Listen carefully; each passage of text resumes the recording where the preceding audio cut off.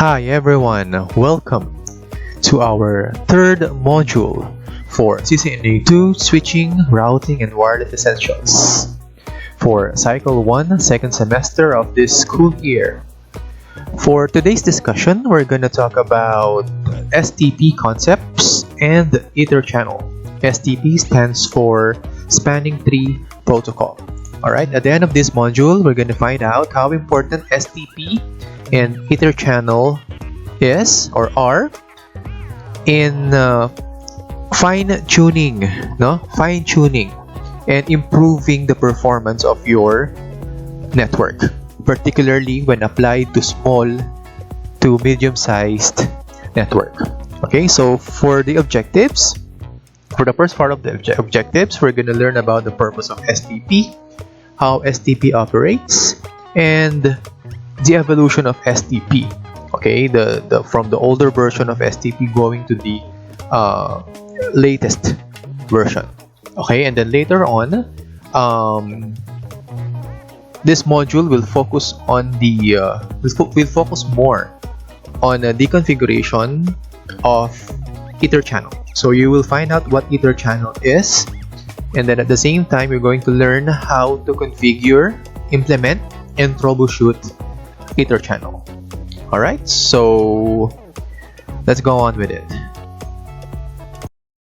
Alright, during the start of this module, alright, we discussed that a three-tier hierarchical network design that uses core, distribution, and access layers with redundancy attempts to eliminate a single point of failure on the network. So it means, for example, if you're looking at this topology, alright, you can see that we have multiple links. Okay, we call them redundant links. Alright, its main purpose is for your network to become resilient from error in case, for example, a certain point failed alright, during operation. So the service still continues since you still have other paths available. So for example, if a certain node breakdown or a certain link broke down, right, you still have other pathways that the network considers, or the service still going, right? And that particular pathway that was down for a while, okay, can still be the primary path. So once that link goes up again, alright, the network automatically detects it, and then it goes back to its original state. Alright, so this improves the reliability and availability of the network, okay, having alternate physical paths for data to still move on to the network. Alright, making it possible for users to access network resources, alright, and service resources despite path disruption. Okay, so as you can see, okay, let us examine and just play this video. So, for example, PC1 is communicating with PC4 over a trunk line. So you can see now PC1 successfully sent the packet to PC4, and PC4 successfully replied.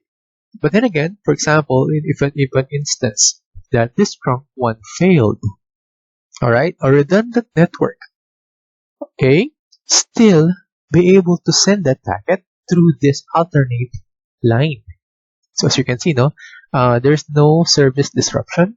Okay, the packet from PC1 to PC4 has still been able to receive successfully. Okay, so in case, for example, like what I was saying a while ago, if a certain node or the main trunk goes back to live again or becomes okay again, then the network automatically revert back to its original path, which is the trunk 1. Okay, so making this your primary path. So remember the term, your primary path, while making trunk 2 your secondary path or your alternate path. Okay?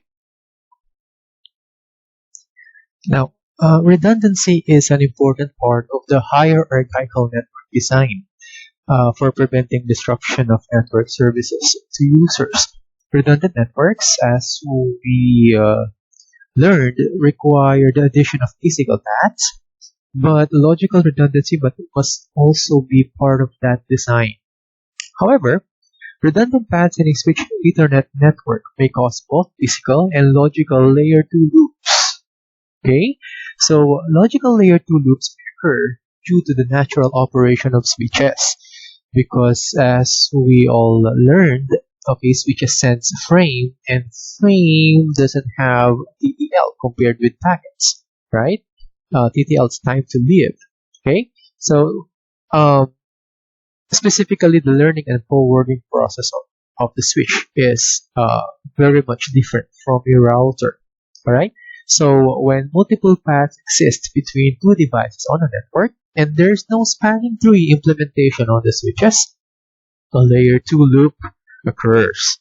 Okay, so that will be the main concern for this module. All right. So a layer 2 loop can result in three primary issues. All right. So these are the three main considerations when implementing redundancy. All right. Number one is MAC database instability. 2, broadcast storms. 3, multiple frame transmission. All right. We're going to discuss more on this on the next slide. All right. So let's examine this topology. Okay, so here we're going to talk about the first issue with layer 1 redundancy, which is MAC database instability. Alright, so as I mentioned a while ago, I said Ethernet frames now do not have TTLs. They don't have time to live attribute. So as a result, if there's no mechanism enabled to block continued propagation of these frames on a switch network, they will just continue to propagate between switches endlessly. Okay, endlessly is other term for layer 2 loop, right? Unless it is disrupted or it was broken by a certain protocol. Now, this continued propagation between switches can result in MAC database instability. Alright, kasi nga, okay, nangyayari is a loop. Paikot-ikot lang, no? Yung frame across switches. Alright, we're passing the frame, no? So, once that frame passes a certain switch, alright, it updates their MAC address table with the recent frame that they received. Alright, so for example, in this topology, let's say, let's try to play this one and take a look at the animation. Alright, PC1 updates the MAC address table, or S2 updates the MAC address table from PC1. Right, so it was learned by S2 that the frame came from PC1 that is connected on port 11. Now S2, let me just go back a bit. Alright, S2 forwards the broadcast out of all ports, of course, except for the receiving port. As you can see, no, it passes the frame received and then pass it on to all its active ports. That's how switch works, right? So basically, S3 and S1 updates their MAC address table with PC1 information. Okay, so that is the most recent frame that they receive, right? So moving on. Alright, so S3 and S1 now forward the broadcast out of all ports except the receiving port again. Okay, now S1 and S3 receive a packet from PC1, you notice, no? On a new port. Now this will update their MAC address table accordingly. So, ang nangyayari dito, as you can see, no? It's like S3 will assume that the packet originally came from S1. Whereas hindi naman, 'di ba? The original packet came from PC1. Okay, but because of the broadcast updating of MAC address, it causes an instability between switches. So, nagiging disruptive yung MAC address table content nila. So, hindi na nagiging kumbaga parang reliable in a sense na tama yung mga pinanggalingan because of the loop. Alright, so let's proceed. Alright, so it will forward like we were talking about a while ago. And then S2 updates its MAC address table for PC1 with the last port on which it received the broadcast frame. Now, because it is a broadcast frame, S3 and S1 forwards the frame out of all ports. Alright, except of course, the incoming port. Now, ang gagawin ni S3, it sends the broadcast frame from PC1 to S1. Right? S1 then sends the broadcast from PC1 to S3. And then after updating their MAC address table, okay, what happens is instead of the proper port, okay, natasapawan siya. Okay, so instead of it came from port 11 ng S2, because of the MAC address instability, nasasapawan yung information na yun. Alright? So therefore, when S2 receives the broadcast frames from S3 and S1, the MAC address table is updated with the last entry received from the other switches. So as you notice, no, the process repeats over and over again until the loop is broken by either physically disconnecting the connections that are causing the loop, or maybe restarting one of these switches, right? So of course, when you have a loop like this, no, it causes a certain CPU load sa mga switches. So kapag bumibigat yung trabaho ng mga switches, anong nangyayari? Alright, definitely, babagal din yung service ng network mo.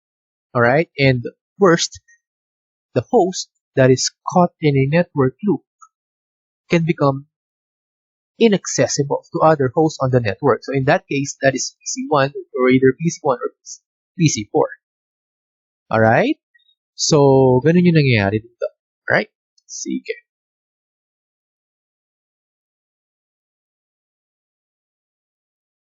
Now, the second layer 1 redundancy issue is what we call broadcast storm. Now, in relation to MAC address instability, a broadcast storm occurs when there are so many broadcast frames caught in a layer 2 loop that all available bandwidth is consumed. Consequently, no bandwidth is available for legitimate traffic, and the network becomes unavailable for data communication. This phenomenon is what we call, or commonly known as, the denial of service, or DOS. Okay? Now, since broadcast storms are inevitable, especially in a loop network that doesn't run STP, the more devices that send broadcast over the network, of course, the more traffic is caught in the loop and therefore consumes resources. Okay? Now, this eventually creates what we call as broadcast storm that causes the network to fail, so as you can see in the figure. Alright? So, what happens here is PC1 is just sending, forwarding out to another broadcast. Okay, where the broadcast itself was caught in layer 2 loop. Okay, so if this is unmanaged, okay, if this is unmanaged, it will result to a certain network breakdown. Okay, so what you can do, probably, in order to lessen the effect of broadcast storm, in case you're not yet running STP, is to, no choice but to reset the switches. Power off, power on. Okay, that will reset everything because we disrupted layer 2 loop. Okay, or we do something about it, because of course we don't want every minute, or at least every 10 minutes we are restarting all the switches. Alright, something like that. Okay, the last issue, okay, when it comes to layer 1 redundancy, is what we call as duplicate unicast frame. Okay, so when you say unicast, okay, we learned about unicast, right? So it's a communication between one device going to the other device. Kaya nga uni, no, single cast. Okay, so for example, in this scenario, when does duplicate unicast frames happens? Okay, so let's run the scenario. So PC1 sends a unicast frame destined for PC4. Okay, so as you can see, no, S2 doesn't have an entry for PC4 in its MAC address table. Now, in an attempt to find PC4, ano ginawa ni S4? What did S4 do? Alright? S4 floods the unknown unicast frames for all the switch port. So, since S2 is not aware of PC4, okay, it is not physically connected to it. So, it means probably it's not part of its MAC address table yet. So, what S2 does is to send broadcast frames. Baga parang kung sa Tagalog yan is, sige, bahala na, bara-bara na. Okay, sends a broadcast frames to all ports in order to try to attempt PC4. Okay, now these frames arrives at switches S1 and S3. Now S1 has a MAC address entry for PC4, so it forwards the frame out to PC4. S1 has direct connection to PC4, so kilala niyo yan. So it directly forwards the frame to PC4. Okay, on the other hand, S3, for example, S3 also has in its MAC address table for S4. So it also forwards the frame, the unicast frames out of trunk 3 going to S1. So anong nangyari? So what happens there? S1 forwarded the frame to PC4. S3 incidentally has the MAC address entry for PC4. So S3 also forwarded the unicast frame. So ilan na yon? Okay, we have 2 unicast frame duplicate. Alright, so PC4 now has received the same frame twice. Alright, so that's what we call duplicate unicast frame. Duplicate unicast frame. Okay, so in order to prevent these issues, okay, issues number 1, 2, and 3 from occurring in a redundant network, okay, we need to implement some type of spanning tree. So the spanning tree is a protocol that is enabled on the switches. Okay, now if a certain spanning tree is enabled by default, all right, actually Cisco devices, whenever you have this kind of connection, Cisco devices automatically enables the spanning trees. All you have to do is to manage it, because of course you don't want the devices deciding amongst themselves on how to run the STP, right? So though they are being enabled by default on Cisco proprietary devices, okay, of course as a network admin you should be able to manage it well. Okay, so that's our objective on the next slide. Alright, so moving on. So this is sample topology on how normal STP operation works. Alright, so spanning tree protocol ensures that there is only one logical path between all destinations on the network by intentionally blocking redundant paths that could cause a loop. Alright, so a port is considered blocked when the user data is prevented from entering or leaving that port. So blocking the redundant path is critical to preventing loops on the network. So the physical path still exists though to provide the redundancy, as you notice in this topology, no?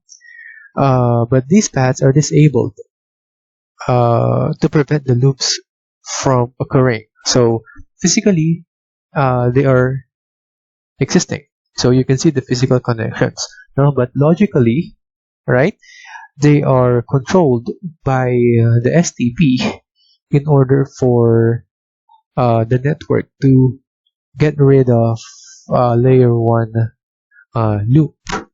Okay, so if the path is ever needed to compensate for a network cable or switch failure, what STP does, it recalculates the path and unblocks the unnecessary ports to allow redundancy. Okay, so let's take a look at the simulation. We have a TC1 trying to send a broadcast out onto the network.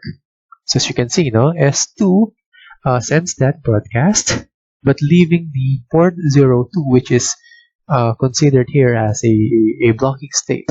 So port 2 of S2 is on a block state.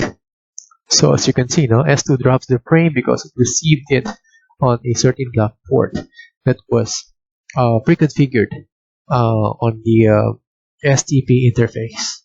Okay, so in general, when you say STP, it prevents loop from occurring by configuring a loop-free path through the network using what we call, we can consider this as strategically placed blocking state port. So in this case, the blocking state is on port 02 of switch number 2 or switch 2.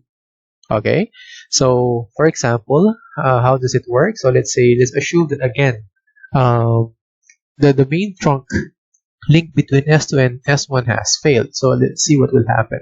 So this is the assigned blocking port, no, of the topology. So if it encounters or if it detects a certain failure on the primary line, what happens with S2 is it decides to unblock. Alright, it unblocks the temporary blocked port, which is port 2 of S2, so that the process, okay, or the network service still continue. Okay, so as you see, no, we have a redundant link on standby.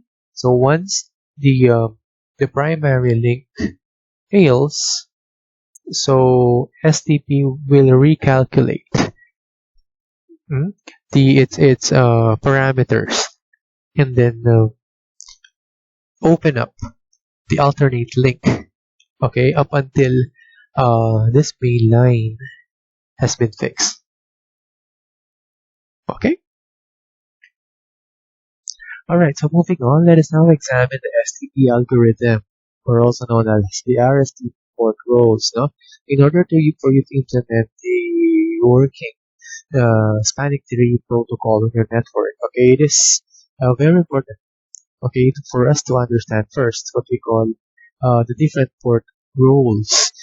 Now, IEEE 822.1t STP and RSTP uses the spanning tree algorithm, or also known as the SCA, to determine which switch ports on the network must be put in a blocking state to prevent loops from occurring. So like what we saw a while ago on the previous topology, no?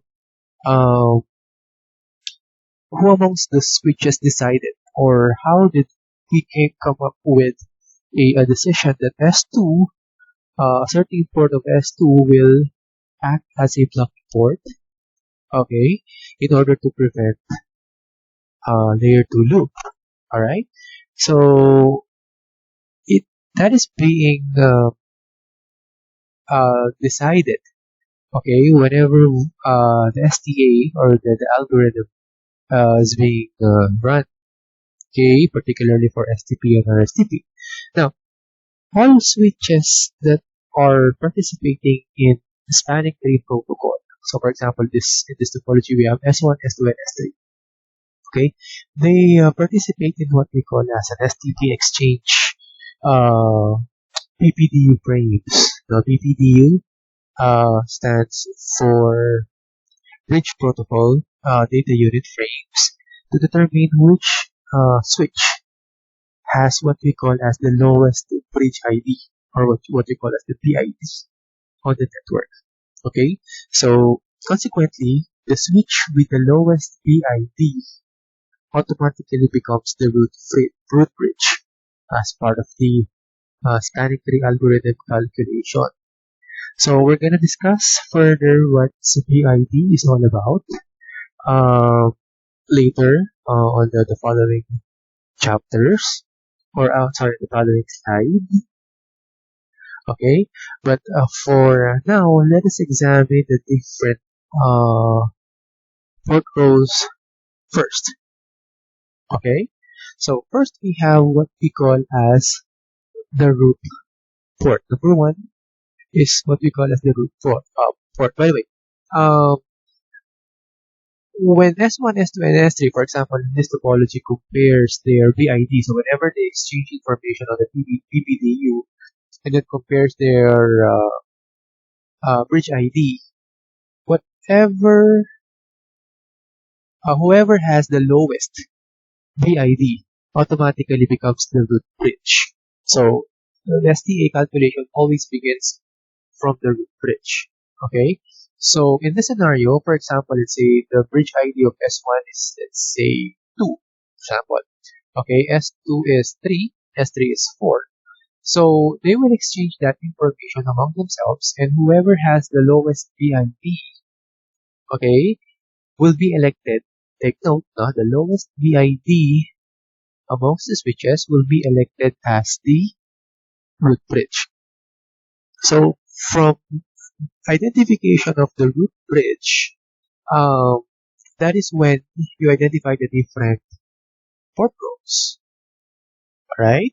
So the port roles describe their relation in the network to the root bridge and whether they are allowed or to block forward traffic. Okay, so it all depends on the root bridge. Okay, now let's examine the different port roles. Number one, we have the root port. Okay, root port. Now, when you say root port, it is defined as the port on the switch that has the lowest cost to reach the root bridge. So in layman's term, a port or a fast internet port automatically or will be assigned as a root port whenever that particular port has the lowest cost to reach the root bridge. So in this scenario, we have your root bridge S1. So in layman's term, that is the closest port from the root bridge. Not particularly the physical port that is connected on the root bridge. Okay, the other port that is closest in terms of cost.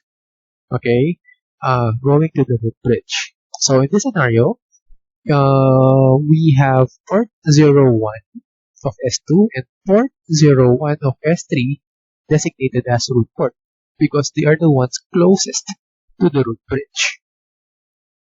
Okay, next, the other port role is called the designated port. So when you see designated port, these are selected on a per segment basis.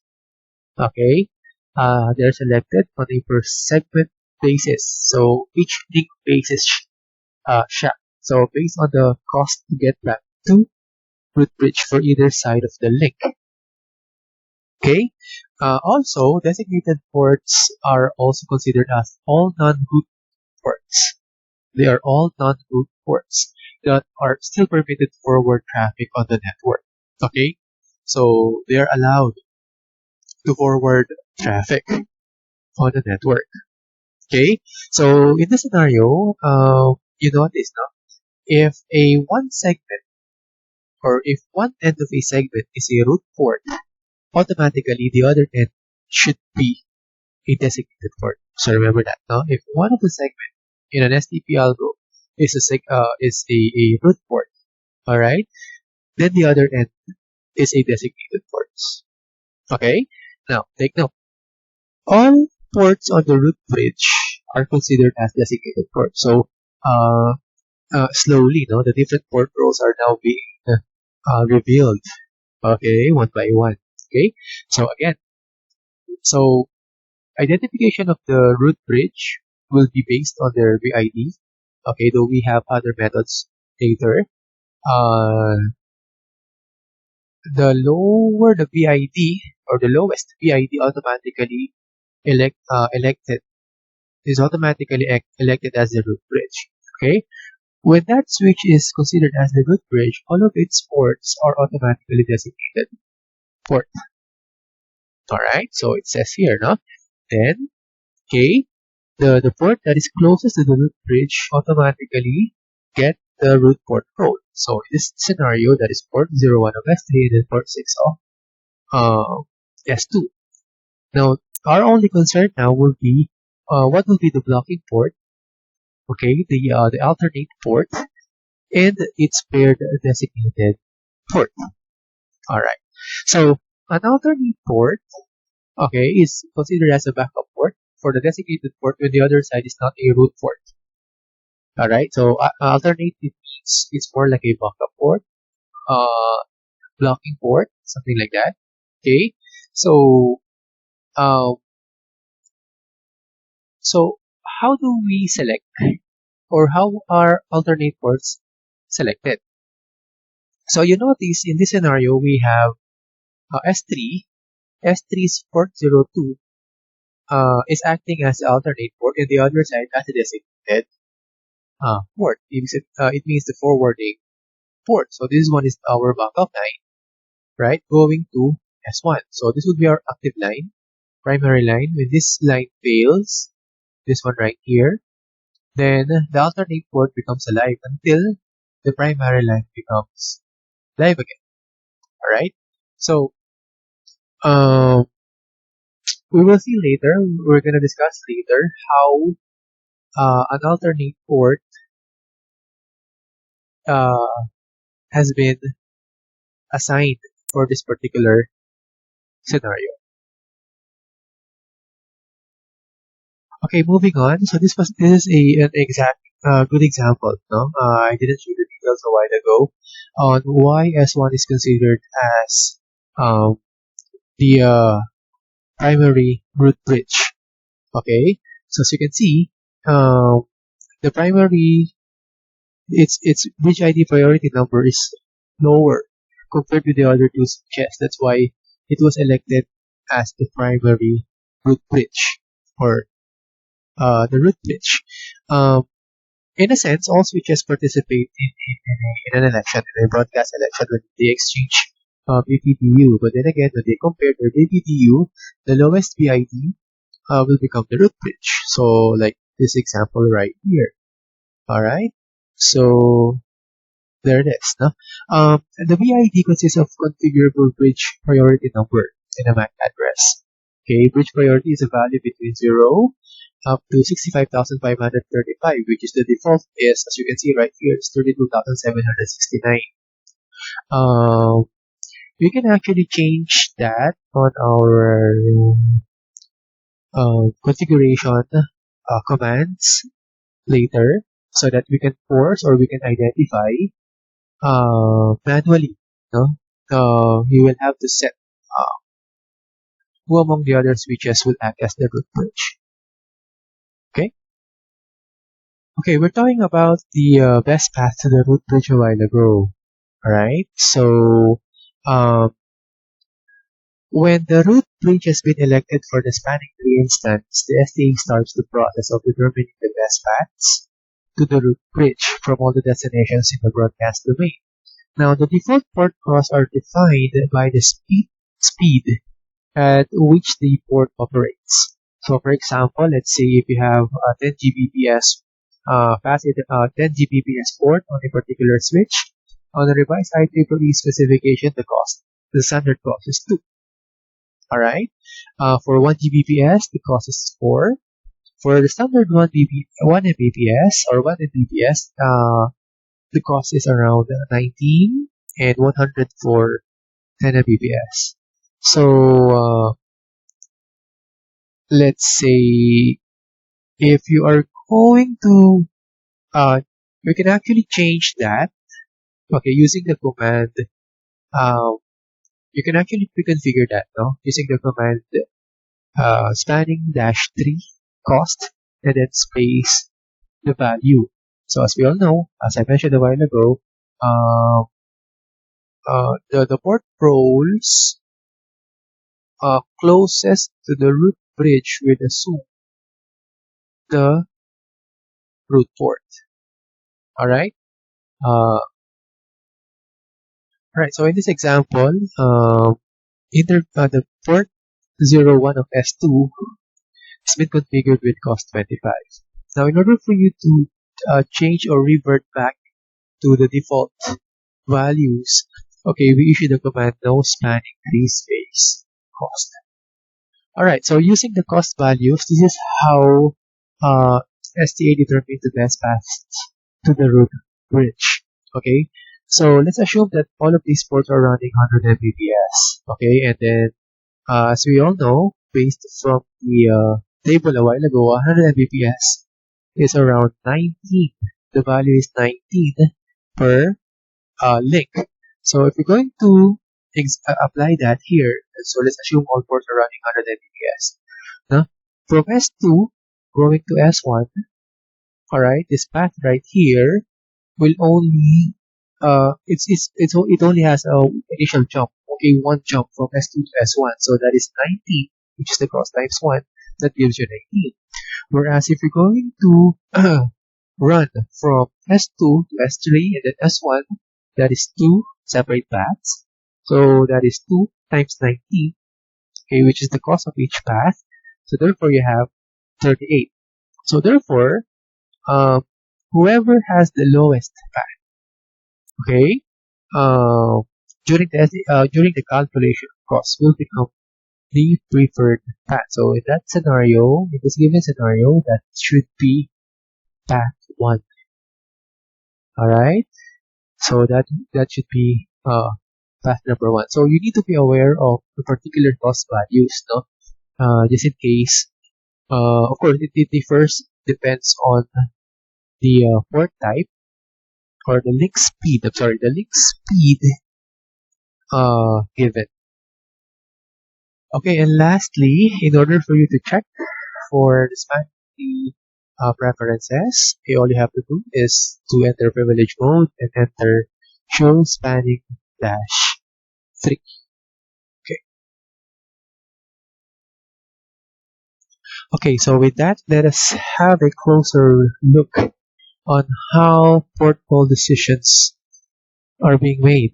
Alright, so this time with the different values here.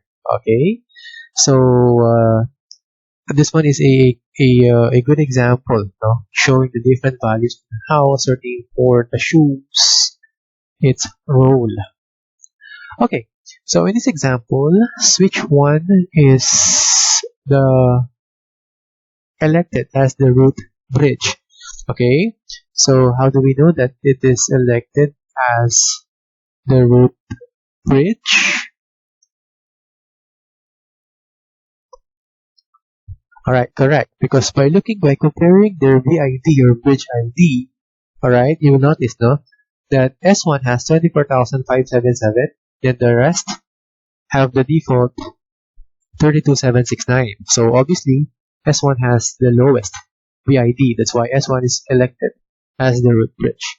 Okay, so after STP has determined which port serves in the root port role on each switch, STP now needs to decide which port have the designated and alternate roles.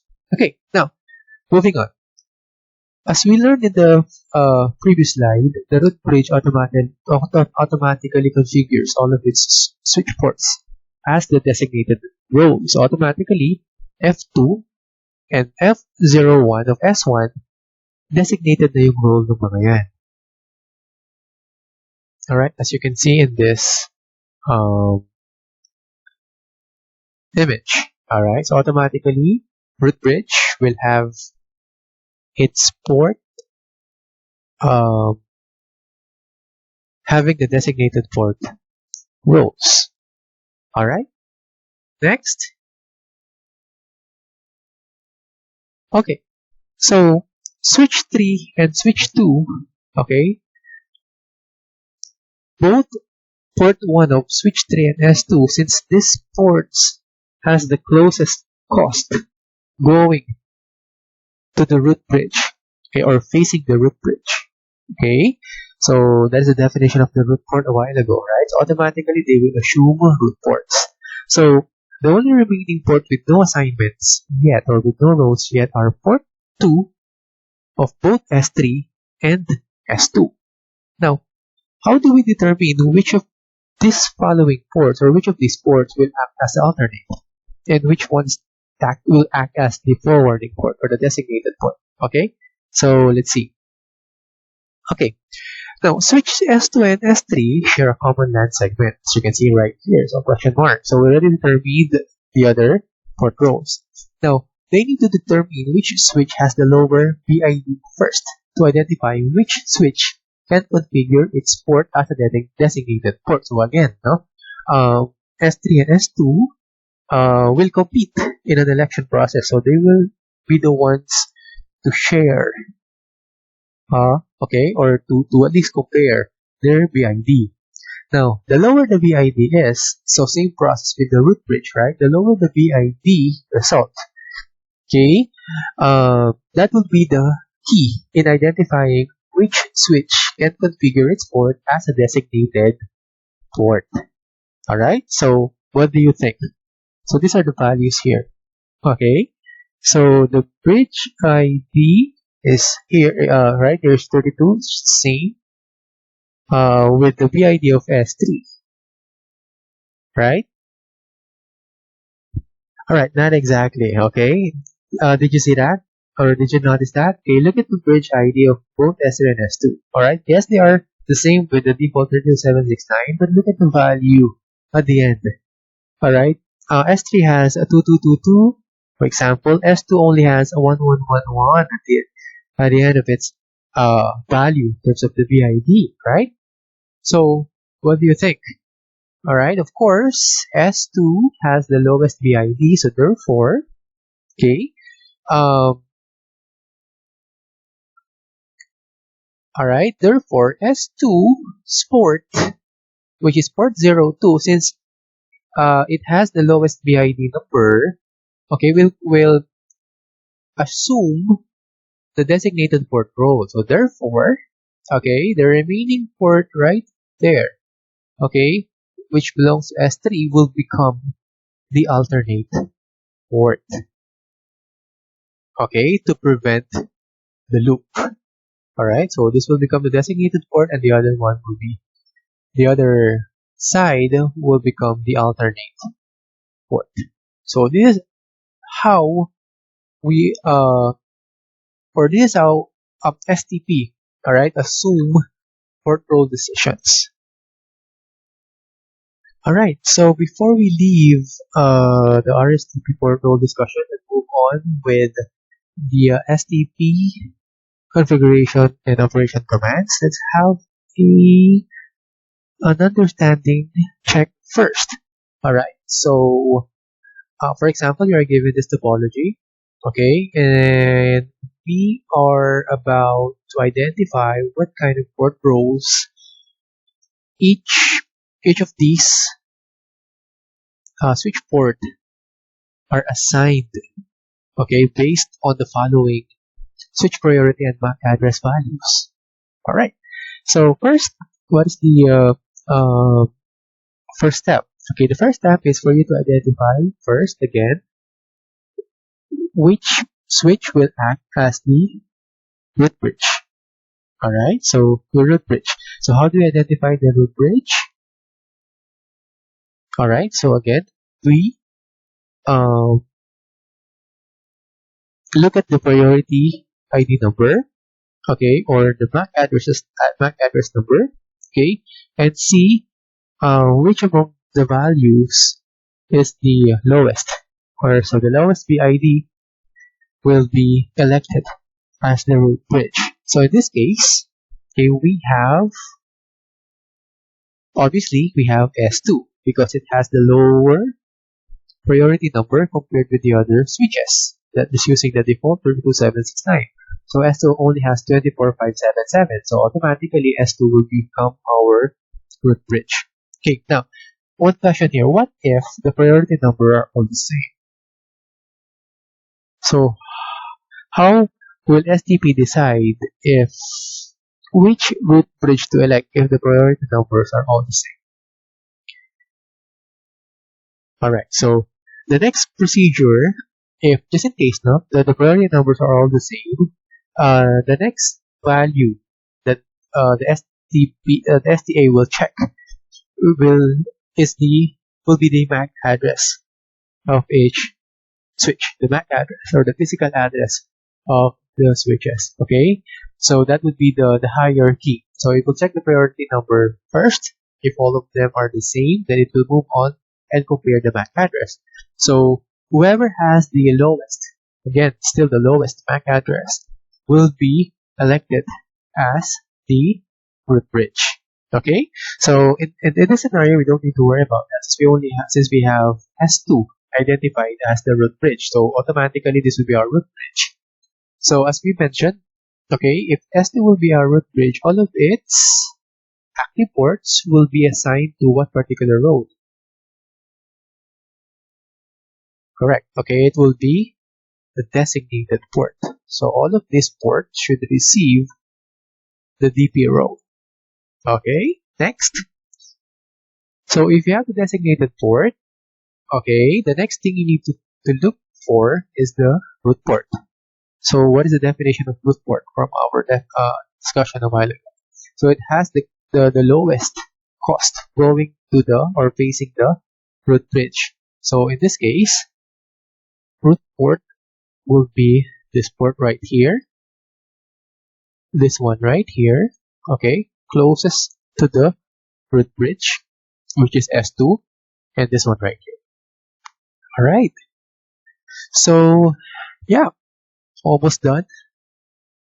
Okay, so the next procedure now is for us to identify who will act as the alternate port. Alright, so it is a bid between S1 and S3. Okay, so what is our general rule a while ago? So S1 and S3 will exchange BPDU, and then they will compare first their priority number so that we can identify who will act as designated or who will receive the designated port role. So in this case, it will be S1 and S3. So let's take a look at their priority numbers. S1 has 32769, S3 also has 32769. So they are the same. So moving on, okay, as I mentioned a while ago, if both priority numbers are the same, we will be looking at the other values. So in this case, it will be the MAC address. Okay, so which one do you think has the lower MAC address? Alright, so that will be S1, right? So therefore, S1 will get the designated port because he won, S1 won the bid by having the lowest MAC address, and therefore, sorry, not DP, DP, and then the other side will act as the alternate port. Okay, so do not be confused again, okay?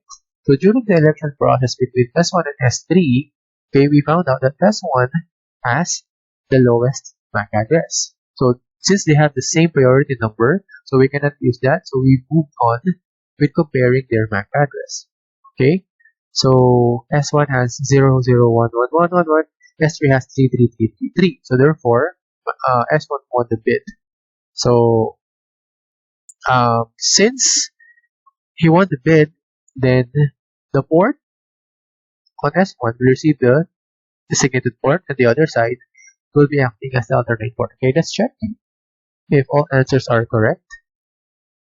Alright, so we are all good in identifying each port roles. Pretty nice. Alright, good job.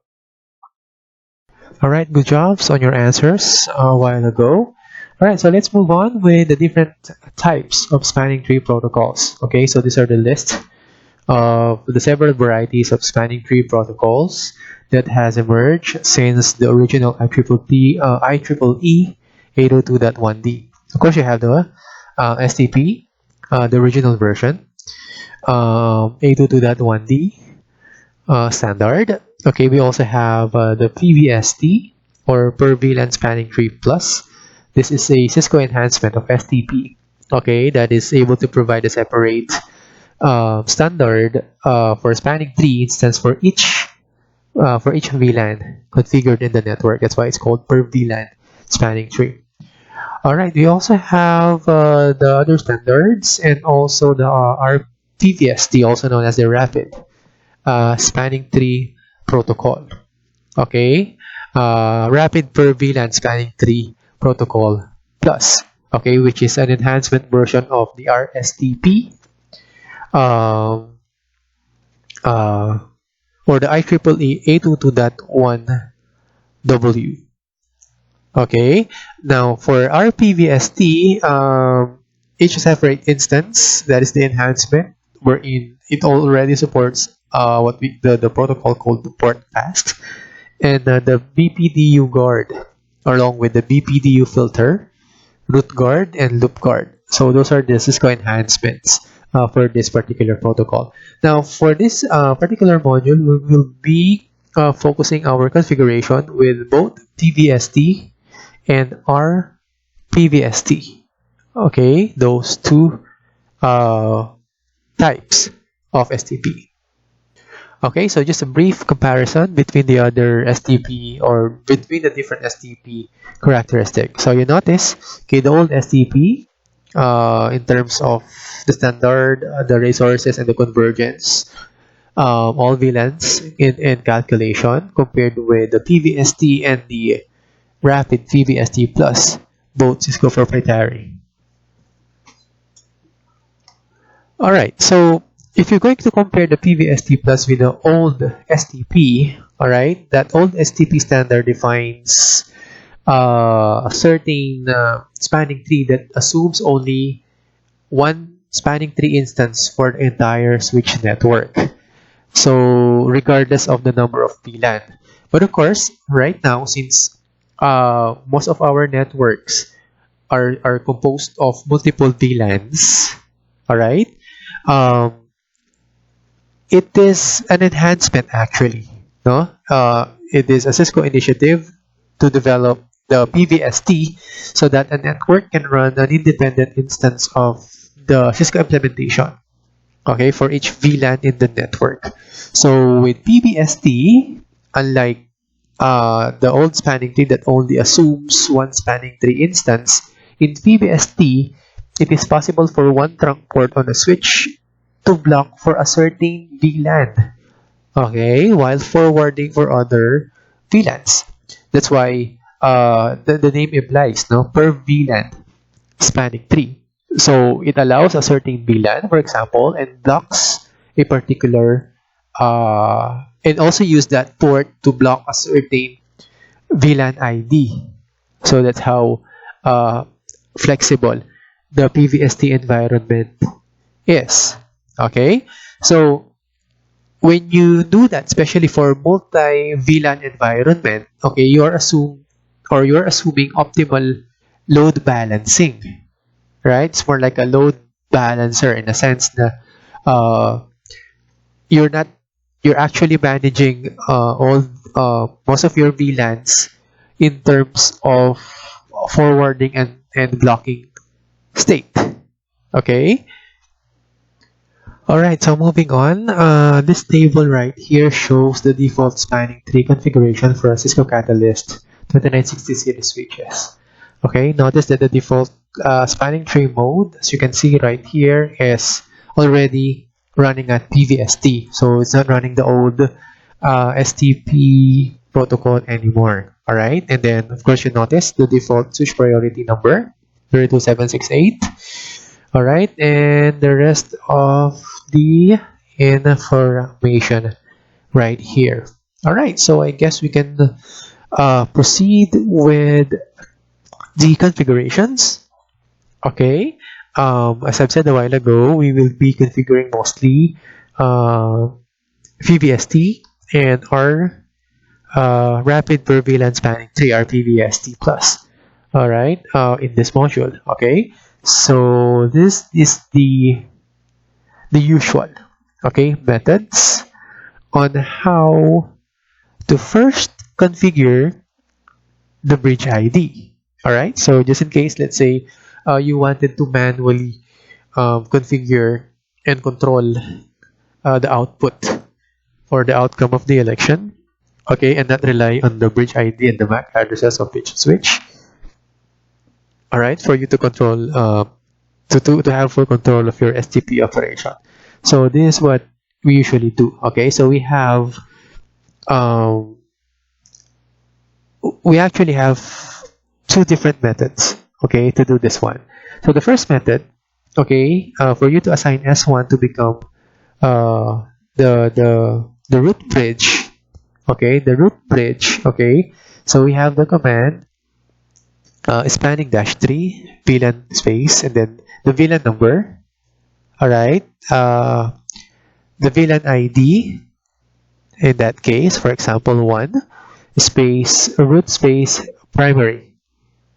Alright, so again, spanning -3 and then the VLAN ID that you wanted to assign for this particular switch in terms of the primary root, then the command space root, and then the primary. Okay, so this is issued inside global configuration mode. So when you do that, the priority for the switch is set to the predefined value of 24,576 or to the highest multiple of 4,096. Okay, less than the lowest bridge priority detected on the network. Okay, so that one right there. Now, if you wanted to set an alternate root bridge, okay, for example, let's say especially on your packet tracer file, now if it asks you to assign an alternate root bridge, okay, you can have the command. Of course, we just have to change the word primary into secondary. So instead of root space primary, you use root space secondary.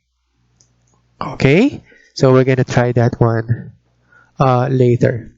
Okay, the second method. Okay, the second method is by using bridge priority number as the value instead of naming it root primary, root secondary. You can also use this one. Alright, so the command will be spanning -3 VLAN 1, the VLAN ID, and then priority, and then specifically you set the priority value under global configuration mode command.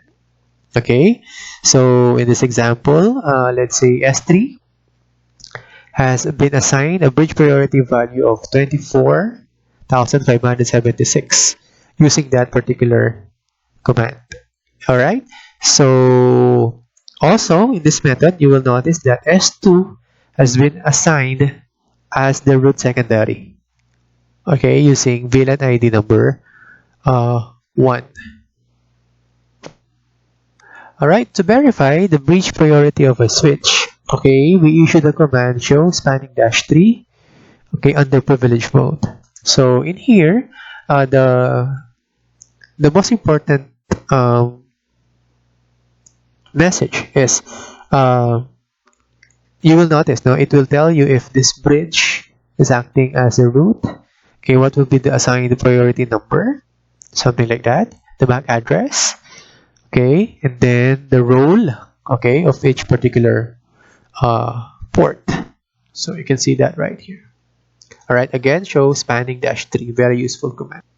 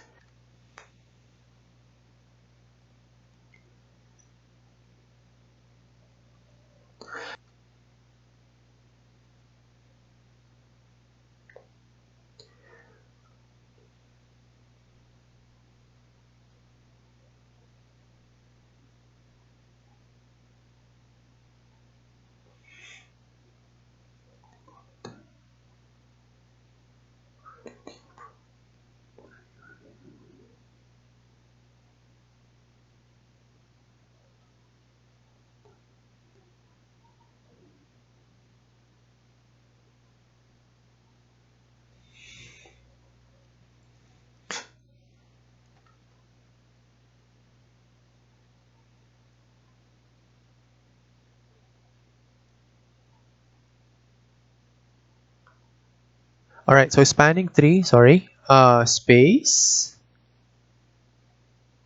Oh, let me just repeat that. Okay, hindi siya nag-enter. Fast Ethernet 0/11, and then spanning tree space port fast. Enter. Alright, so there you go. After that, okay, we have another task.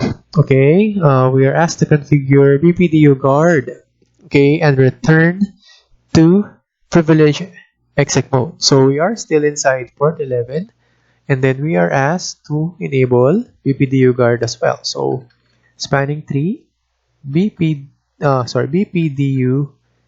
guard. So the command is BPDU guard enable. All right, right there. Then does it have other tasks? Let's see. Let me just end it here. Okay, there you go. So it says display the current configuration filtering for interface F0/11. So yeah, we're just gonna use show running config. Alright, but this time we just wanted running config. Okay, but this time filtering on interface, so it means it only wants us to show the port 0/11. Alright, so you press enter. So what are the details that you wanted to check? Okay, right there. So you will see here, okay, this is one way of checking if port fast and BPDU guard are enabled on that particular port. Okay, next we have another task.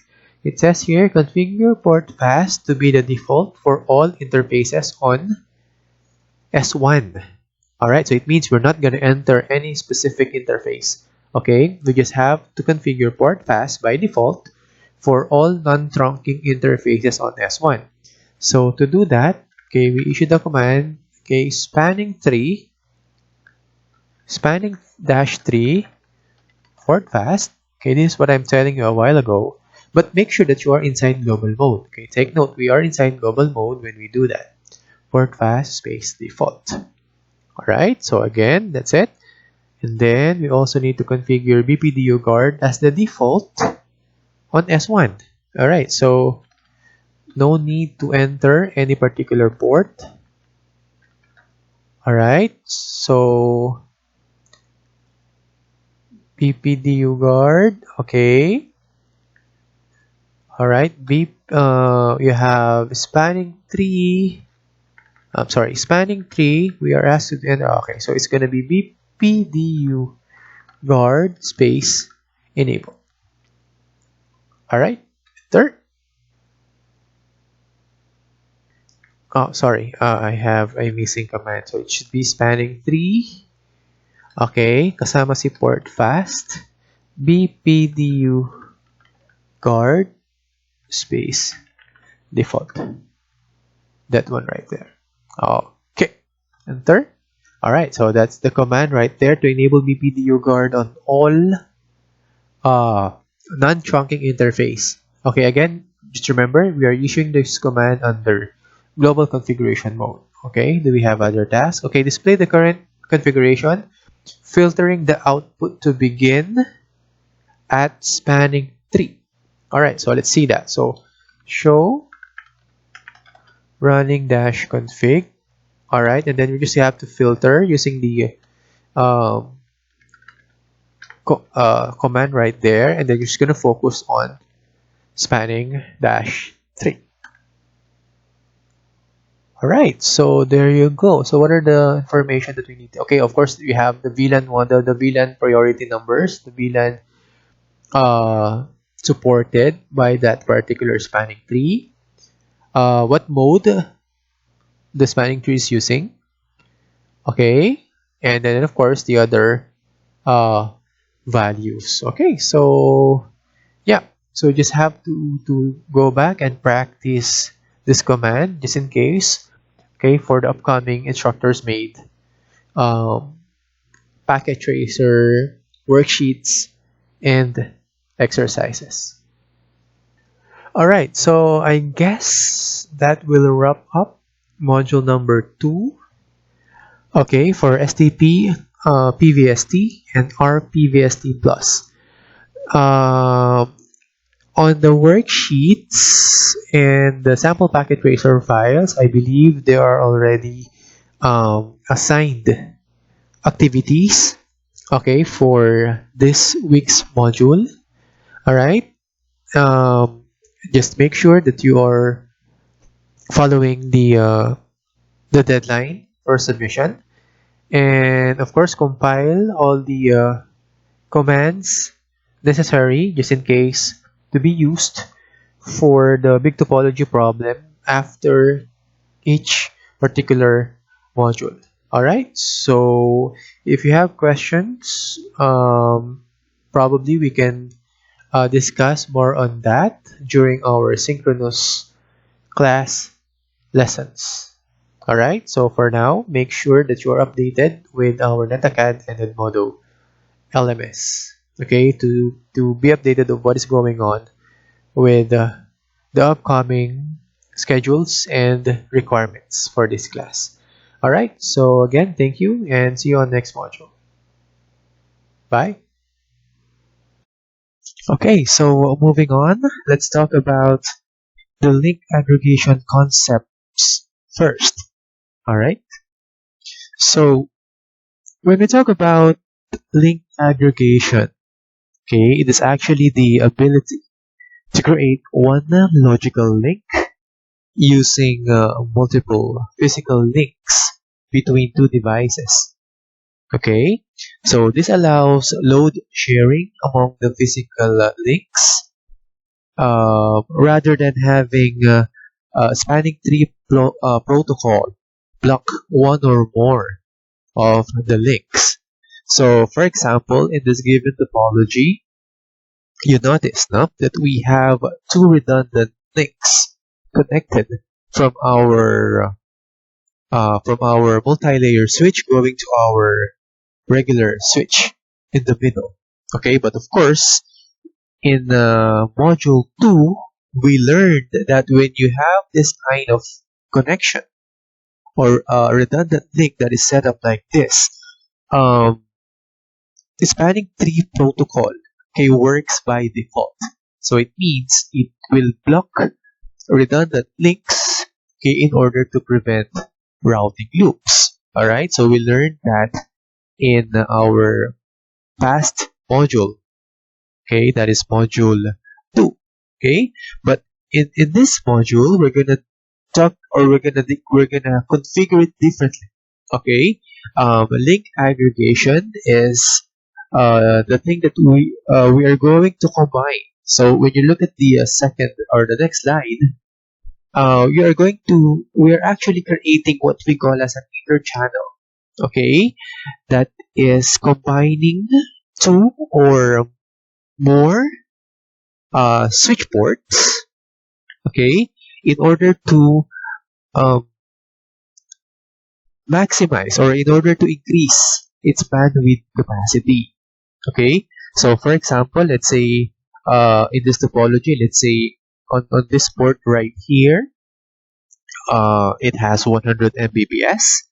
Alright, and then the other one has also 100 Mbps. So when you combine those two ports and then you form an EtherChannel link, you're actually combining their bandwidth capacity as well. So instead of having two separate 100 Mbps, okay, so 100 plus 100 is equal to, alright, that's it. Now you are having 200 Mbps speed by bundling those two ports, okay, making it an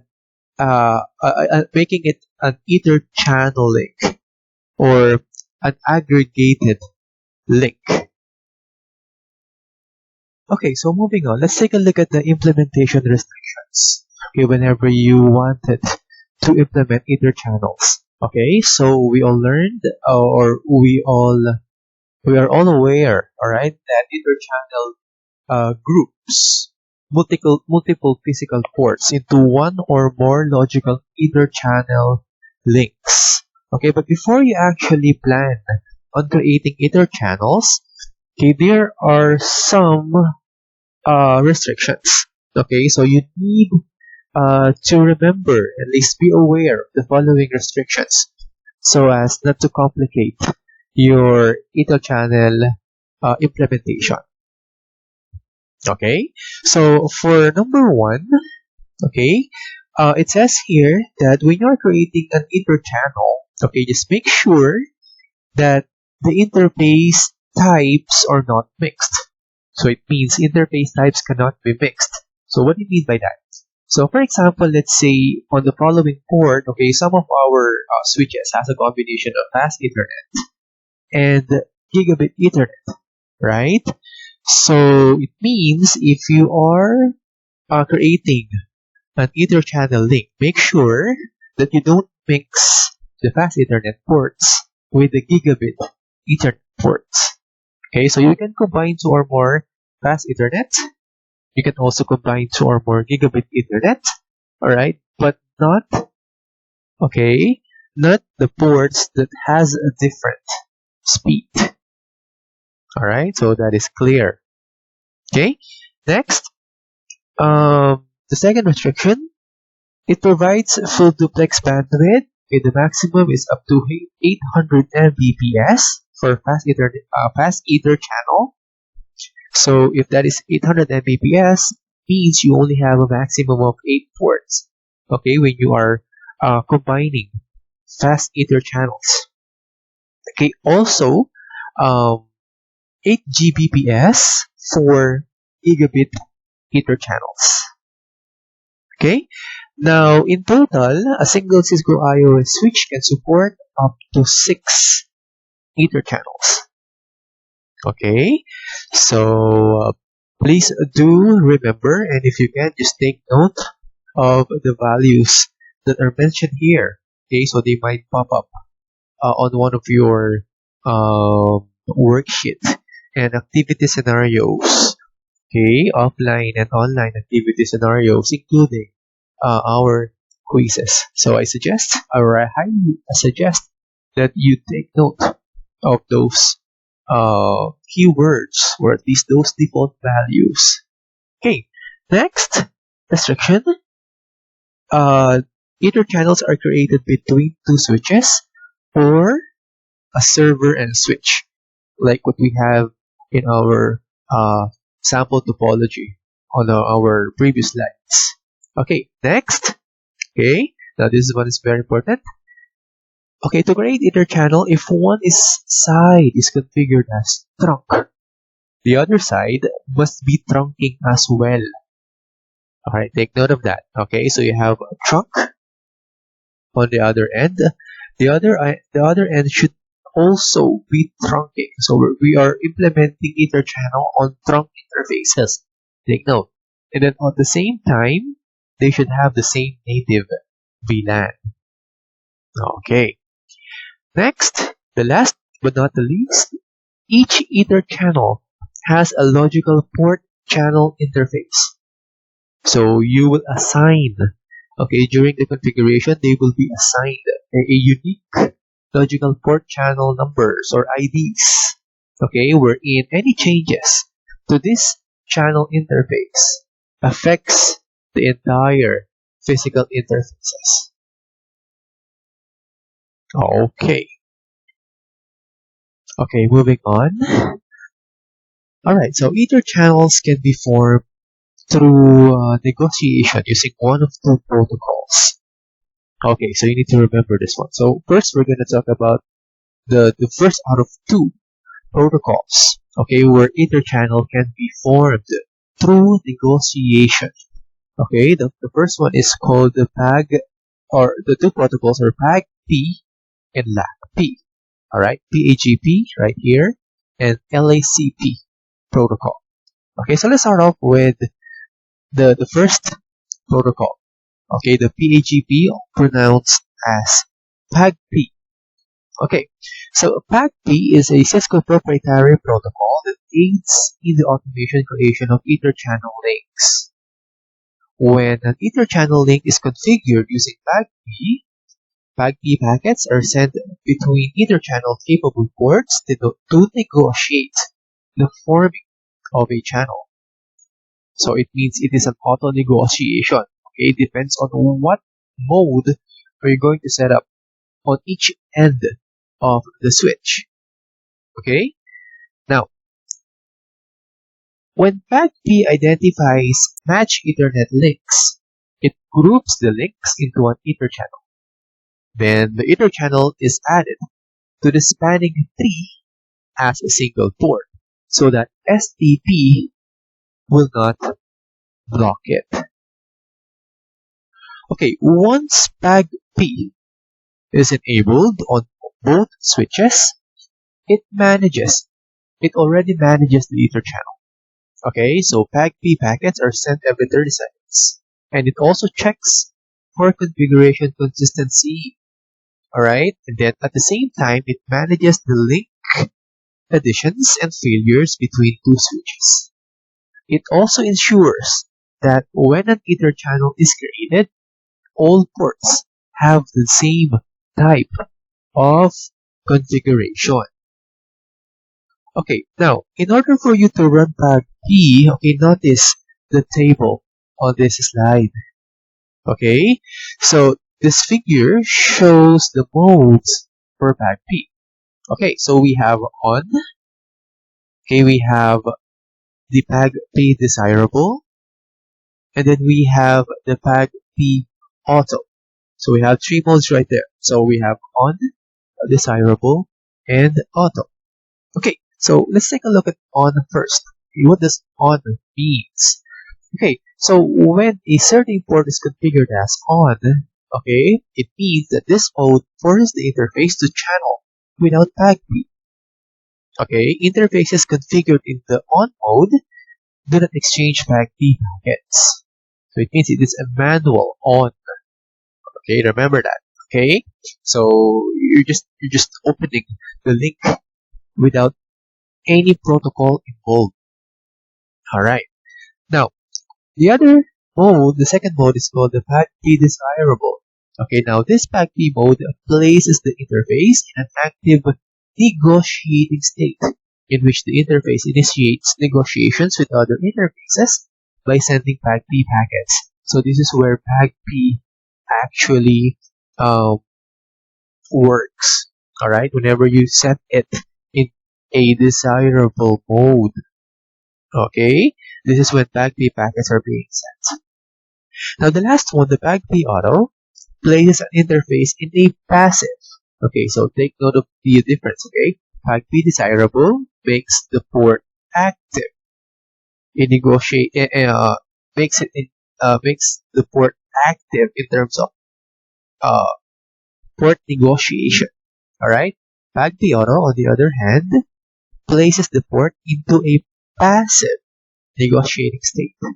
Alright, in which the interface responds to the PAG-P packets that it receives, but does not initiate PAG-P negotiation. Now, also, please take note of the possible combinations, okay, of the different modes for you to be able to establish EtherChannel link. So you notice, no? When S1 and S2 both modes are on, automatic, yes, channel establishment, yeah. Okay, if S1 is using either auto or desirable, and S2 is fixed into using desirable, alright, that means it will establish a channel connection. Okay, so it means either of these two, whether this one is auto, the other one is desirable, as long as it has a combination of auto, desirable, desirable, alright, it will still establish a channel. Next, if S1 has either on, auto, or desirable, but on the other side you did not configure any mode, there's no channel establishment. Take note of that. Okay, S1 is on, S2 is desirable. Look at that. This one is manual, the other one is active.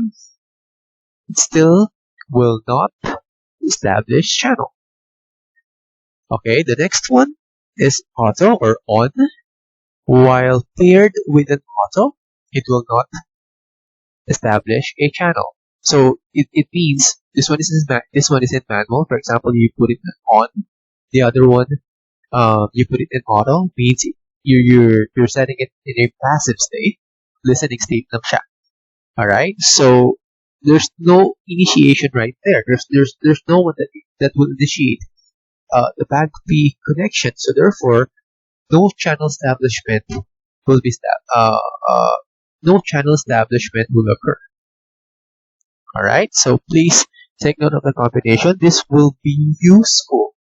All right. When we are already on our packet tracer activities, particularly in troubleshooting EtherChannels. So you will be given sample scenarios like this, and then you will need to check if proper modes have been configured. If not, then you will be the one to correct it. Okay, using a working combination of modes to establish channel. Okay, next up we have the LAC-P, or also known as the Link Aggregation Control Protocol. Okay, so if PAG-P is Cisco proprietary, LAC-P is part of an IEEE specification under 802.3AD that allows several physical ports to be bundled to form a single logical channel. Alright, LAC-P allows a switch to negotiate an automatic bundle by sending, this time LAC-P packets to the peer. It performs a function similar to the PAG-P with Cisco EtherChannel. That is because LAC-P is more like an international standard. Okay, it can be used to facilitate EtherChannels in multi-vendor environments. So that's what the standard means, right? So for example, if you have switches that are not running on Cisco or other brands other than Cisco, then LAC-P will certainly work with that. But also, in terms of Cisco devices, both PAG-P and LAC-P protocols are supported. So there won't be any problem whether you're using a Cisco or non-Cisco switch in order to form a LAC-P channel. Okay, now LAC-P provides the same negotiation benefits as PAG-P. Okay, so LAC-P helps create the EtherChannel link by detecting the configuration of each side. So all mostly the same with PAG-P, and making sure that they are compatible so that the EtherChannel link can be enabled when needed. Okay, so let's take a look at the figure and then compare it with our PAG-P a while ago. So also in LAC-P we have these modes, no? So we have the on mode. Again, the on mode forces the interface to channel without LAC-P. Alright, it interface configured in the on mode to not exchange LAC-P packets. So it's just a manual on without negotiation. No protocol running. Okay, the other mode is the LAC-P active. Okay, so the LAC-P mode, this LAC-P mode active places a port in an active negotiating state. So from the word active. In this state, the port initiates negotiations with other ports by sending LAC-P packets. So it's almost particularly the same with PAG-P's. What type of mode? Desirable. Correct. So PAG-P is desirable. Its equivalent mode in LAC-P is active. That simple. Next, the last one is the LAC-P passive. Alright, so the LAC-P passive mode places a port in a passive negotiating state. So again, just the same in this state, the port responds to the LAC-P packets that it receives but does not initiate LAC-P packet negotiation. Remember that. So you have the passive, then you have the active. Okay, the active is more like the auto of the PAG-P. Alright, so you see the connection now. Okay, So you have the on, remember, you have the active, you have the passive. Now moving on with the combination.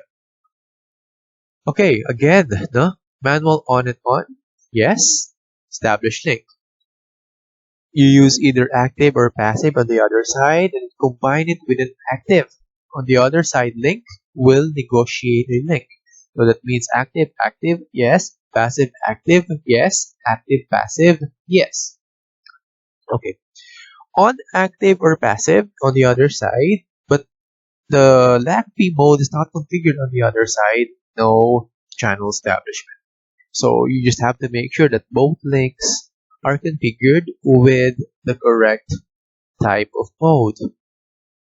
Okay, moving on to the other combination. For example, in S1 you have manual on, while in S2 you configure the mode to act as active. Again, there's no channel establishment. Why? Probably because S1 is in manual. It means it doesn't run any protocol. So even if you put S2 in active mode, it means it will initiate negotiation.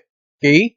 There will be no one to respond to its LACP packets since the other side is configured with no protocol running. Remember, on means that the channel member without negotiation or no protocol will occur. Alright, and then the other one, okay, when you combine the passive on to both passive, okay, definitely there will be no establishment. So manual into passive mode, okay, passive will just wait for the LACP initiation but doesn't initiate it itself. So either way, if you configure it at an active mode, still if the other side is in the on mode, it's manual mode. So it means there will be no negotiation on that channel link. All right. Okay. So hopefully you understood, or at least the modes for each link discussed here are very clear, because again, as I've said a while ago, you will be using the learnings from this couple of previous slides, particularly in terms of the PKA troubleshooting when you have the LACP and PAGP PKA exercises. Okay? Okay, class. So before we proceed with our next topic or next objective, okay, let's try and have a understanding check for both PAGP and LACP negotiation topic. Okay, so in this exercise, we're going to try and match the PAGP and LACP negotiation terms to the description. So these are the different modes that was discussed from the previous slides. Okay, so we're going to try and drag the appropriate PAGP and LACP interface negotiation terms to the appropriate descriptions in the table. So let's go ahead and try to answer this one. Okay, now the first one, it says here, okay, what mode places an interface in a passive responding state but does not initiate PAGP negotiation? So you have your choices here. So it is a PAGP protocol. So which mode places an interface in a passive responding state under PAGP? Alright, protocol. What do you think? You have? Alright, so let's see. That is auto. Okay, next. The second one, we have initiate LACP negotiations with other interfaces. This one is LACP, initiate. Alright, you're correct. It is active. Next, actively initiates PAGP negotiations with other interfaces. This one actively initiates PAGP. So it is a mode under PAGP. Alright, so if you thought desirable, that is correct. Or let's see later if your answers are correct. Next, it forces EtherChannel state without PAGP or LACP initiate negotiations. So if this mode is selected, there will be no protocols to run Okay, so it will just manually force EtherChannel state. Alright, so that is on. The last one, it places an interface in a passive responding state under LACP protocol. Alright, so you have no choice. That is the last answer right there, so we just might as well drag it on that question. Alright, so let's see if our answers are correct. Alright, so yeah. So if you followed the slide, the previous slides, and then if these are your answers, then I think it's all good. Okay? Okay, moving on. Okay, good job a while ago for answering the terminologies, okay, or the mode related to PACB and LACP. Okay, this time, okay, we're gonna try and answer whether if a certain combination of modes will result into a channel establishment. So we just have to say yes or no on the following questions. Alright, so let's see. So this one is a PACB mode. Okay, so switch one mode, the other side has desirable, the other one has desirable. So what do you think? Will it establish interchannel? Okay, let's see. Yes. Next, combination of auto and auto. Okay, if you answered no, let's see later if it's correct. Next, the other side S1 is manual on, switch 2 not configured. Okay. Next, auto, desirable. Okay, so desirable means it will initiate PACB packets. Auto will respond to any PACB packet initialization. So you have yes, on, desirable, on, desirable. What do you think? On has no protocol. Desirable will negotiate PACB packets. So that is no. So yeah, okay, let's see if your answers are all correct. Yeah, right there. So again, no, you just have to if you missed one or two, then I suggest you probably need to review the combination of PACB modes ready to negotiate from previous slide. Okay, so I think let's see if we have another practice quiz on the next slide.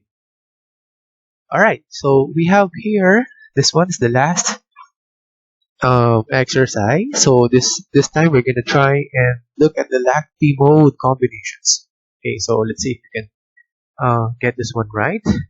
5/5. So the first one you have passive, then the other one is on. Passive and on. No. Okay, on and active.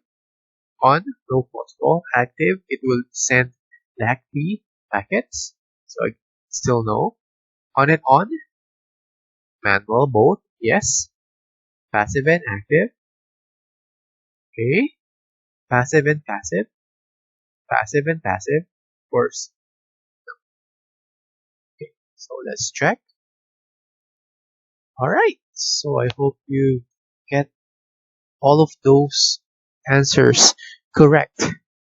Okay. By this time, no, you should have already an in-depth or clear understanding on what particular modes to use, okay, in order for LACP or either PACB establish an EtherChannel link.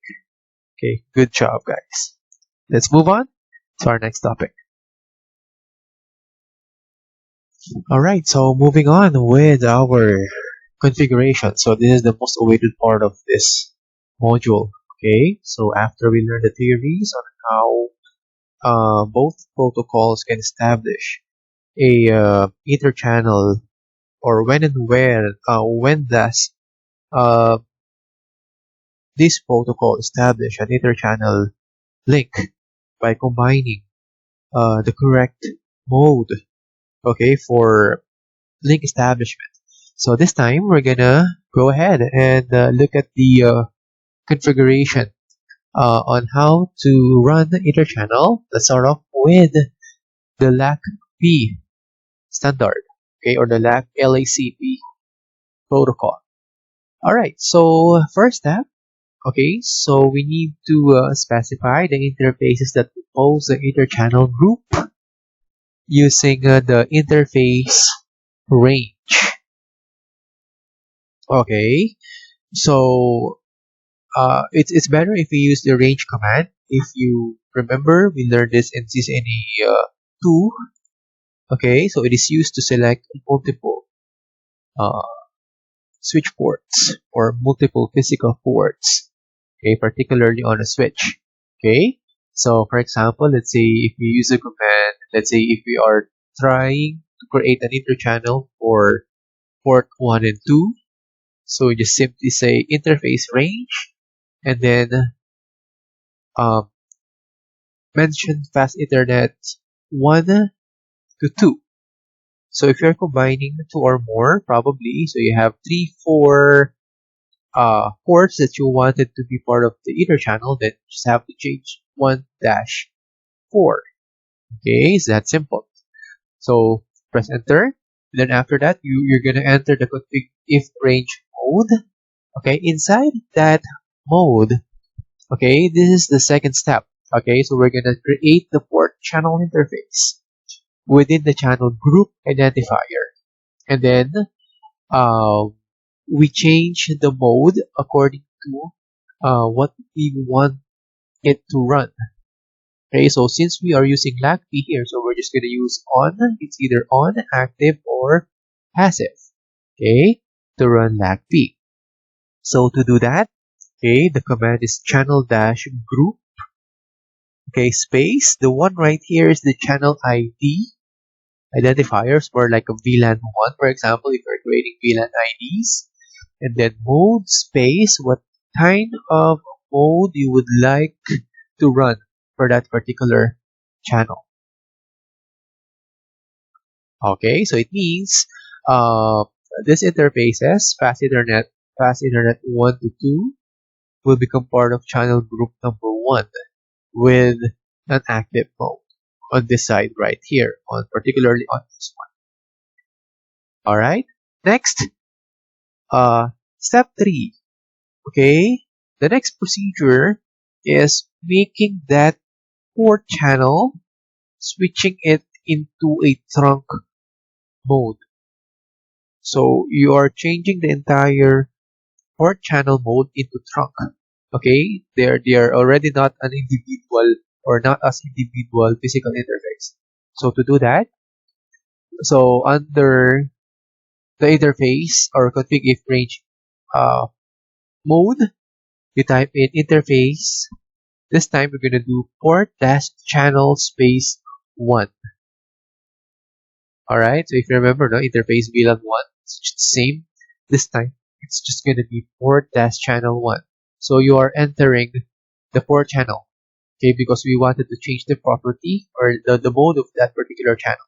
And then when you're inside that channel, okay, that is the time you switch it. Okay, so switch port mode trunk.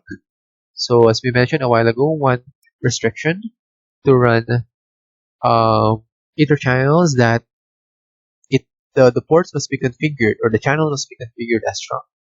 Okay, so this is how you do that. Okay, this is the command that will enable trunk on that particular channel. Then after that, so the other one is this one is an optional command, but if you don't do this one, it will just by default allow all VLANs to pass. But just in case, okay, on your activity or if you wanted to run a particular VLAN or that particular channel, okay, then the command will be switch port trunk allowed. Okay, let's say you're allowing only VLAN 1, 2, and 20 to go through. So yeah, so this is actually the entire procedure to do that.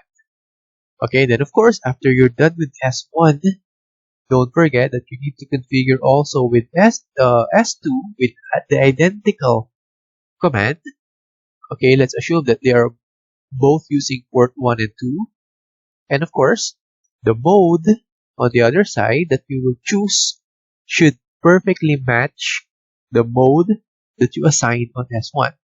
So if you choose active on S1, probably on S2, we're just gonna place the mode, the channel group 1 mode into, passive, right?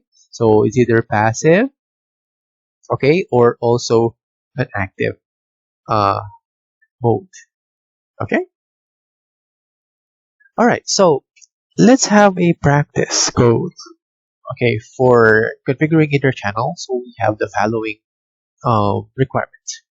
Okay, so the first up, we are already inside S1 global mode. So what we need to do is to enter interface range mode for Fast Ethernet 1 and Fast Ethernet 2. So to do that, the command will be interface range Fast Ethernet, alright, 0/1-2. Okay, in here, oh,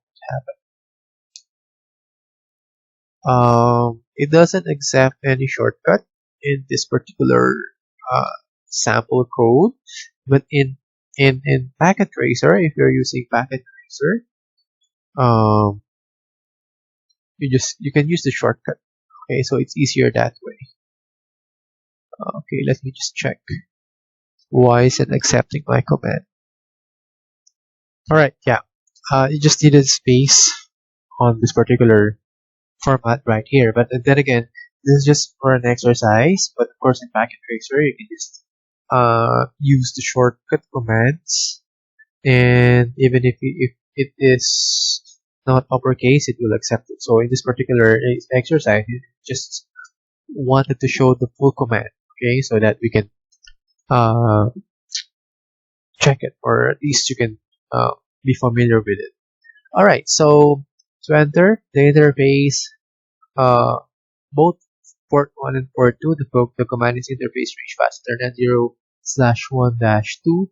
As you can see, we are already inside the config if range.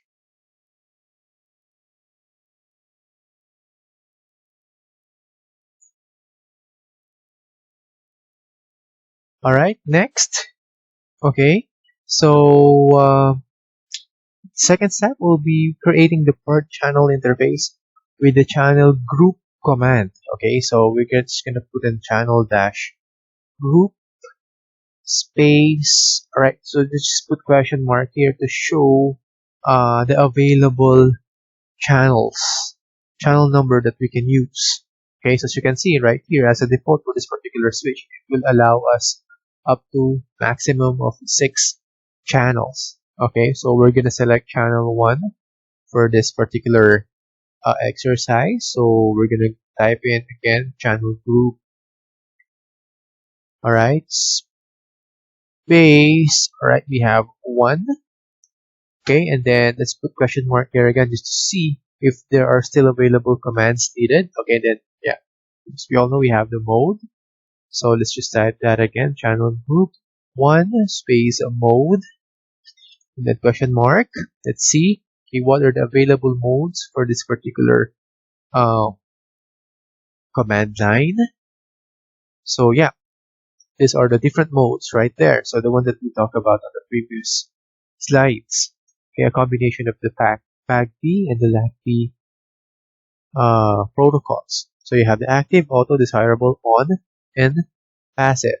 So we want this channel group to use an active mode. So again, so we're gonna go to channel dash group 1. That's still group 1. ID is 1 mode, and then we're gonna change it to active. Okay, so enter. As you can see right there, automatically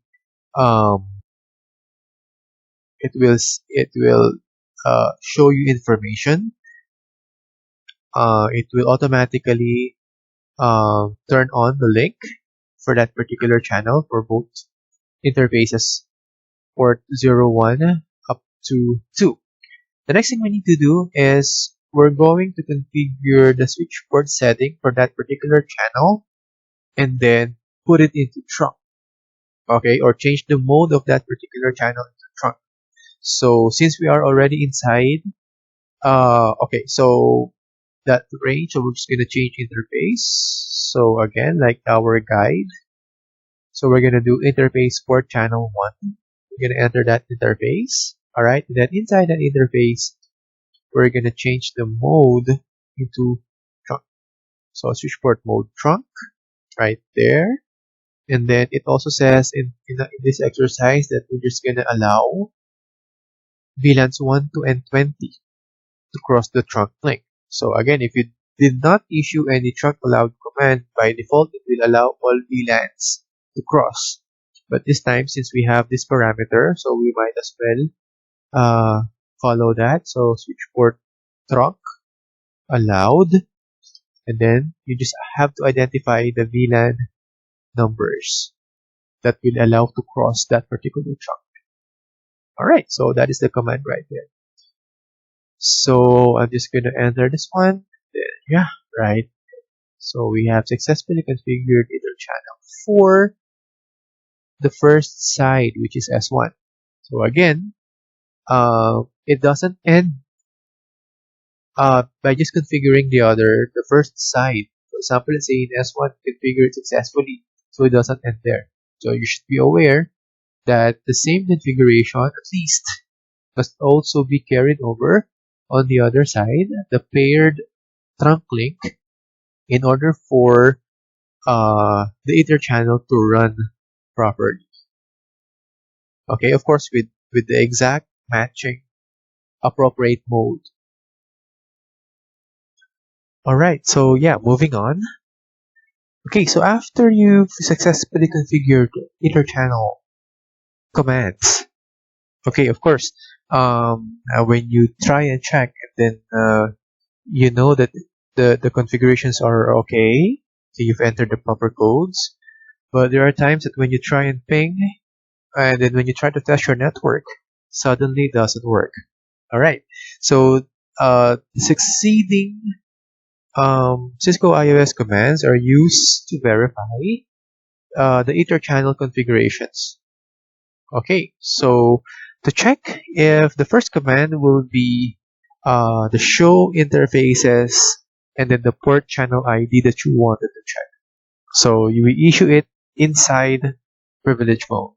So you just have to enter show interfaces space port dash channels, for example 1. Then you press enter. It will show you information about that particular port channel to verify the interface status. Okay, so the next command, so as you can see, this one has all line up, protocol port channel is up, line is up, that is an up status, so the connection is good. Okay, the other command shows you the EtherChannel summary. So inside privilege mode, you just have to enter show EtherChannel summary. Okay, so this command will display one line of information per port channel. Okay, so for example, in this case, it will show you which group or what groups are indicated in that particular switch. Okay, what channels are created. So in this case, we only have one channel group in use. All right, right there. And of course, the most important thing, it shows you what protocol is being run on that particular EtherChannel. All right. So this one uses LACP, and at the same time, it will also show you the bundled ports. Okay. So this one, it shows the one that we configured a while ago, a port FA0/1 and FA0/2. Okay, so that is show EtherChannel summary. So take note of those show commands. Very useful, especially when you are trying to troubleshoot an existing EtherChannel configuration. Next, we have the other command, the show EtherChannel space port dash channel. Okay, so again, we use the show EtherChannel port dash channel command to display information about the specific port channel interface. So as shown in this output example. Okay, so you can see here that port channel 1 interface consists of two physical interfaces. Okay, two physical interfaces, that's port 1 and 2. Alright. Also, it uses LAC P as its protocol. In active mode, of course, it is properly connected to another switch with compatible configuration. That's why it's running a certain LAC P protocol. Okay, so yeah, that's it. Alright, and then the last one is the show interfaces, and then for example port 01 space EtherChannel. So this command can provide information about the role of the interface in the EtherChannel. So in this case, we are trying to check the role of port 1 in the EtherChannel ID. Okay, so yeah, so you just have to remember all those show commands. So particularly the show EtherChannel summary. Okay, this one is the one that's being mostly used actually when it comes to checking the EtherChannel status configured on a particular switch. Okay. Okay, next up, after verification and checking the EtherChannel summary using the different show commands, it's now time to interpret some of the outputs, particularly for those EtherChannels that are not functioning well or that are not functioning properly. So this one is an example of a troubled EtherChannel. So for example, let's say when you issue show EtherChannel summary, and then you notice under flags, okay, be aware of those particular flags. When a certain indicator like this one, you can see letter D on port 1 and port 2. Alright, they're flagged as D. D means down. Right? So it means there's something wrong with that particular port. Okay, so it's either you have to check, it's either if the modes are correct. Okay, if both ends are using the correct mode in order for a certain protocol to negotiate or to establish properly. Okay, you need to check on that. Right? So those are the things that you need to be aware of. Okay, of course, aside from other physical checking, like let's say like the restrictions that we mentioned during the start of this module, you need to assign all ports on the same VLAN number. Okay, configure them as trunk. Okay, also ports must have the same native VLAN.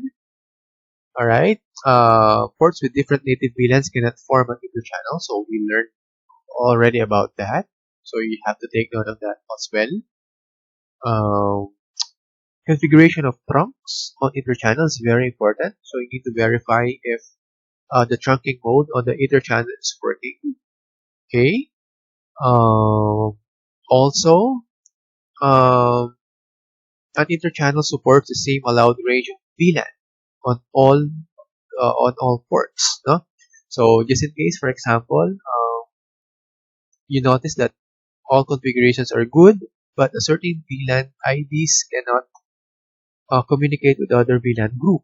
Okay, so you might as well check if that VLAN ID is allowed or disallowed to pass through a particular trunk, especially if uh, uh, there's a configuration that allows or disallow a certain VLAN to pass through. Okay, and also you need also to make sure that the dynamic negotiation options for BAG B and DAC must be compatibly configured on both ends. Now take note, on both ends of the Ether channel. So these are the series of troubleshooting interfaces or troubleshooting techniques that you need to check. Okay, particularly when you're working on a certain, let's say a packet tracer that is being designed for troubleshooting EtherChannel.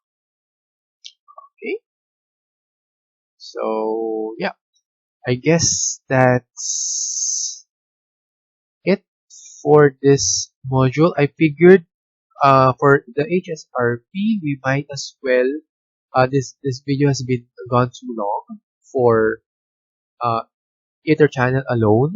So I figured, okay, for the HSRP, we're just gonna have to discuss that on our live classroom setup. Okay, that is still part of this module, but just wait for my announcement inside the CAD. On when are we gonna have the live session, online session for the HSRP, okay, or the other subtopic for this particular module, okay. So with that, I guess we're good with this module, okay.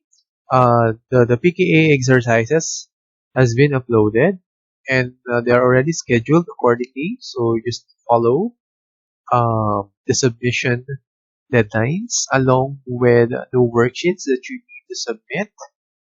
And then I'm just going to entertain if you have questions about Ether channels. We're just going to have to talk about that during our live sessions, particularly when we added the HSRP topic. Okay, so I guess that's all for module 3. See you guys again on the next module. Alright, goodbye, and thank you for listening.